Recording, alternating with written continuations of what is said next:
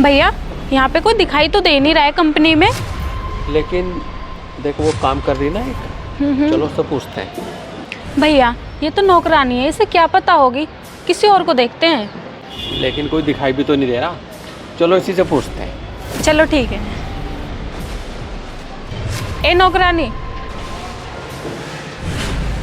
हमें सिल्की से मिलना है। ये कंपनी सिल्की की है ना? हाँ, लेकिन क्या काम है आपको उनसे? क्या काम है मतलब? तुझे बताओगे हम काम? वो तो बात आपकी ठीक है, लेकिन मैं तो वैसे ही पूछ रही थी। वैसे ही पूछ रही है मतलब? तू जानती है ये कौन है? ये मेरा भाई है और सिल्की से इसकी शादी होने वाली है, जो इस कंपनी की मालकिन है। हाँ हाँ, देख क्या रही तू हमारी तरफ को? तुझे आवाज़ नहीं आ रही? अबे हमें सिल्की से मिलना है भाई।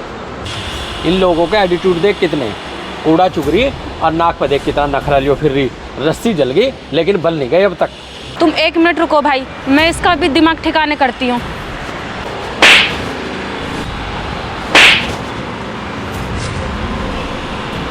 दो पैसे की नौकरानी, तूने मुझ पे हाथ उठाया? अभी तू 2 मिनट रुक, अभी मैं सिल्की को बुलाती हूँ और तेरी 2 मिनट में ये नौकरी छुटवा के तुझे यहाँ से धक्के दे के निकलवाती हूँ।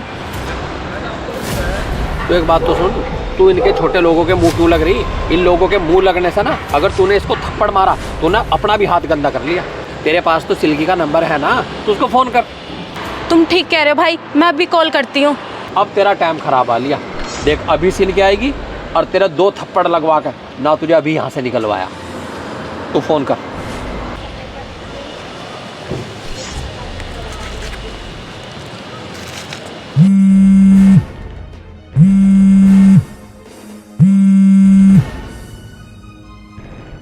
हेलो हेलो, सिल्की, मैं और चिराग आपकी कंपनी के बाहर खड़े हुए हैं। आप कहाँ हो? लेकिन मैं तो आपके पीछे ही खड़ी हूँ।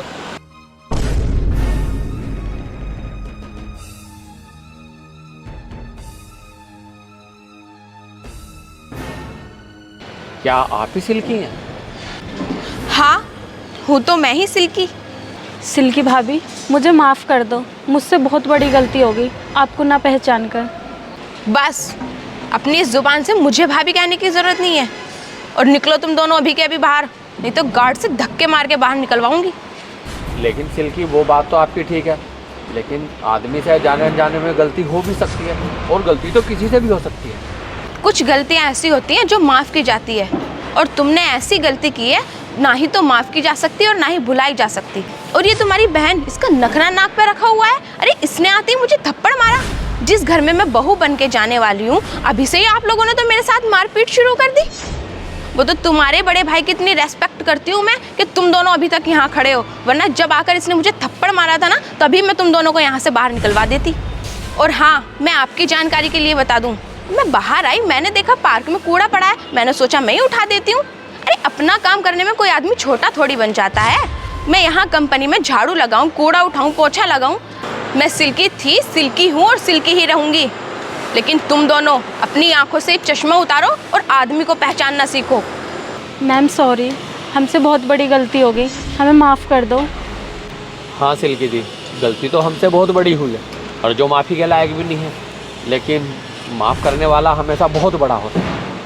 देखो चिराग जी, मैं आपको कुछ नहीं कहना चाहती, लेकिन जिस घर में छोटे बड़े की रेस्पेक्ट ना हो, मैं उस घर में रिश्ता नहीं रख सकती। आप किसी के घर जाओगे और आपको वहाँ कोई नौकर काम करता मिलेगा, तो आप उसको जाते ही थप्पड़ मारना शुरू कर दोगे। भाभी प्लीज़ मुझे माफ़ कर दो। थोड़ा कहना और ज़्यादा समझना। प्लीज़ आई रिक्वेस्ट यू, आप दोनों चले जाओ यहाँ से, और जो आज हुआ मैं उसे भूलने की कोशिश करूँगी।